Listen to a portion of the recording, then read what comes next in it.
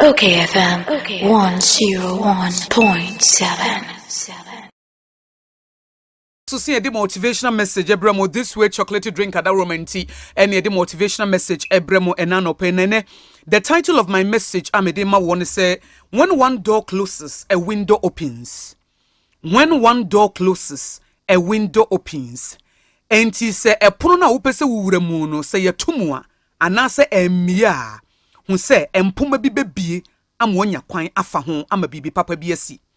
Enti when one door closes a window opens. And not near some medema. Mommy be a motivational speaker, your friend Lisa Nichols. Now we're a single mother, ne banyam fee num no pejuma if he say, or no one a shanema. A single mother samuti me yamin shamodin, one shamun crying or mwamo. Na onyamakuma swa dear mamma, now we're a single mother. A juma be a wee be a yamin shrasun, a juman friend when you muneti shawma.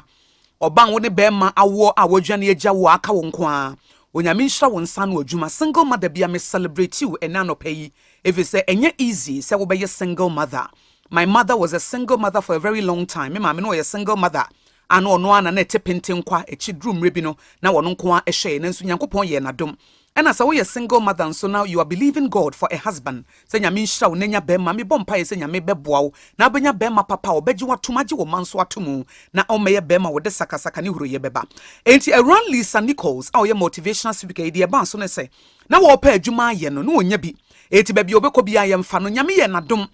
na onya ne dream job bi adwuma bi a wotimi se beboa no watimi adidie na wonya bi nso ade ama na madie na wo hye adwuma na se ne boss na wo de adwuma na no wo ho na da ko friend wo se you are not good enough obi ka se wonya good enough na se wo no wonye ade no wontimi nye wonya obi ade na ye de ahya wo nsa wobetimi ayama na ye akono na se nipa no wobu onimtia nipa no wobu abam na se wo no ye ka obi obetimi aye bibi a wonka ho. Enti Lisa Nichols say waka sansam na eka ne hye wo se afa wote ne dex ho a wo ye adwuma kora na ba mu abu na wo se mre bi se wo ko suku bi mu eko hye nkwada ne nkran odo kora ne wurafi enti anadwo wo da wo a wo kasa ne boss se a wonye good enough a wo so se ade kora ba bachi am ye yinedi no na akoda ne akodo number bi friend wo hu number ne da na of peke ye na akoda ne se me manya mfie dunum na abrabona for me pese me hye me ho akomfo na me kome ho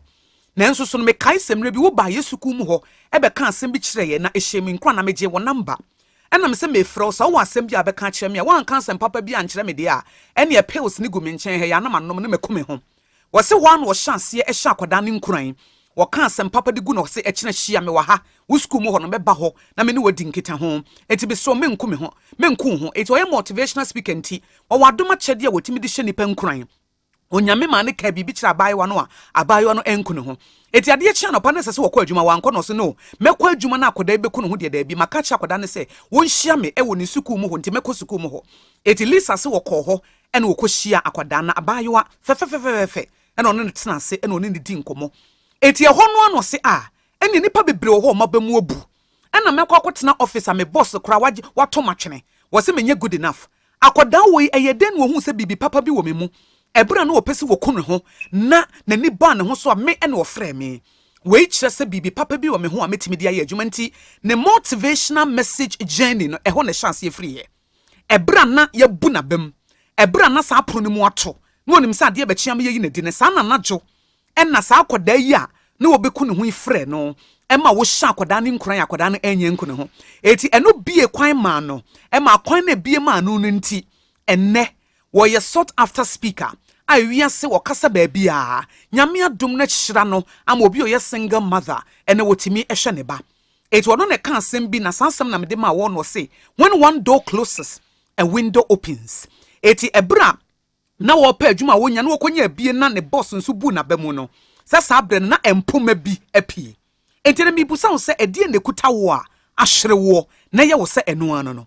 eyidie ben na aba wakwam bema be no ka so obeware wa kire ofra wo ka kire wo se me no obiem aware a wote ase ene wo kunu ba be ka kire wo se aware no wo mpa biem wo gya wo efi se wo no obiem ana wo yira ba be yi wo so tire se aware no mu ye ensam ne ye ne tan eti wo gya aware no wakọ efi se woni atenka bi ama wo biem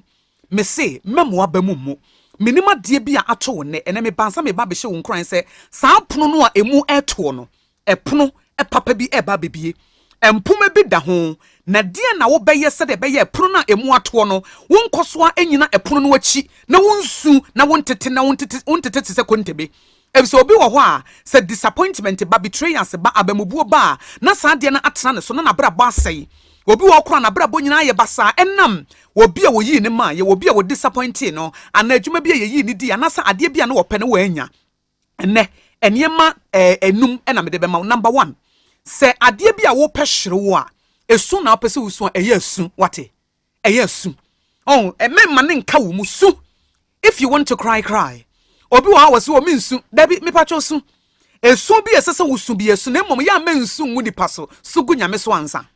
eye sugu nyame so ansa ebi a wakokwaje medical report bi ya abamubuo di kan sugu nyame so ansa etebe bi a ye di kan pepere ye ho kopa nipa ni mu moa wo bra ye mpa nyame ni mu moa ebisese wo ko nyame ni mu moa mpo a nyame moa no be kire wo se nipa we na contact na na se ni nkita ho eti na mesre wo se ade ya abamubuo ade bi ekuta wo ahwere wo no the first thing you have to do is to cry by cry unto God.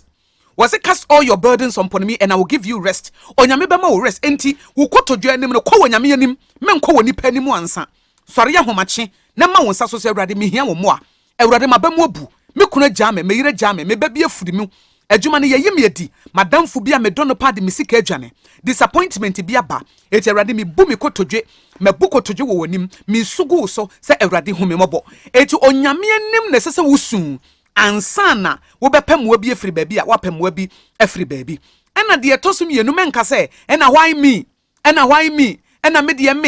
de mbawia se be ye den ena me de me pa chawo enipa ena bibi se etu no ade bie ne ho ebeto wa entu nipa da enya wo ne de wudi kan na se wo da wo chato eti menka se why you because you are made for it onyame ji wudi se obetimi handle sa battle no onyame nim se obetimi handle sa disappointment no eti why me ne de jai ka na emmom no busa ho se edie na nyankopon pese wo kire me efa we ho edie adesua na opese wo de mame ebra wasu awie no ebra so se wo ye self retrospection anasa self analysis menka se ade na menko ami ba wiase efi se obi akode beba wo so kese na bibi papa bi a eso sen sa ade no ewo ho wo se me man so hwa ebro wo so ema wo so eti sa ade no memma wo sefo no na da wo nka nkire wo se bro wo so emro wo so sa o emro wo so wo de wo tu mu no so sen de wo wiase wo so sen sa disappointment no wo so sen sa ayidie no wo so sen sa betrayals no wo kunu ne wadamfo bi akwakoda wo kunu ne wakoda bi a wo so aso na akwakoda wa cheat wa betray wo ya pa enafom nanso sa ade na ato no enso sen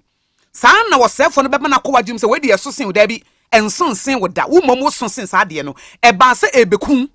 eba se eba bese wo nanso se wo hu ne wo yo se onyame na me som no wo so sen sa cheating no onyame so sen sa adultery no onyame so sen sa ade no a ehye wo nkran ema wo nya ni da so e wo mu se wo be go through journey wo be fa esumu ene penten kwa adwenjiri bi beba de nenso eniema bi wo ha obetimi aye betimi aboa na de to so biem sue nyame asem na nyame asem emfa wadwene no mum e se sa bre ne yefre bi the battle of the mind okon no e wo yadwenem enti wan sha wo sefo no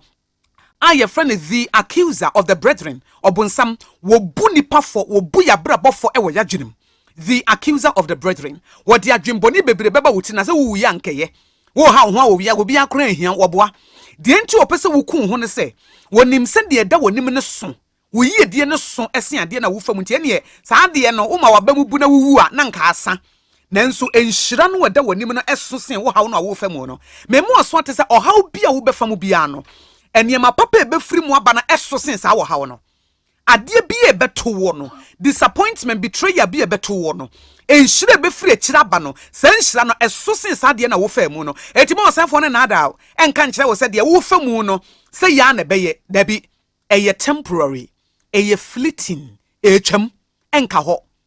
maho enka ho de odeba na se ya na beye woboa enya sa na beye enkonimdie bi ba yedi bi nam kwan so eba enti ebre bi adwemboni bi ba wotirim no na wakai se onyame ka wo ho wakai se onyame se wo mo de ne ho wo mo ho to no so no ade nyina na di boa won wie wo mu yie enti sa de ya abai eba be di aboa na awie wo yie sa bre de wo hu ne sa nanso eba be di aboa na awie wo yie efise ebra Joseph na ne nuanom de ne to amenam na Potiphar yere etwa atoto ne so no na edi aboa no na awie ne yie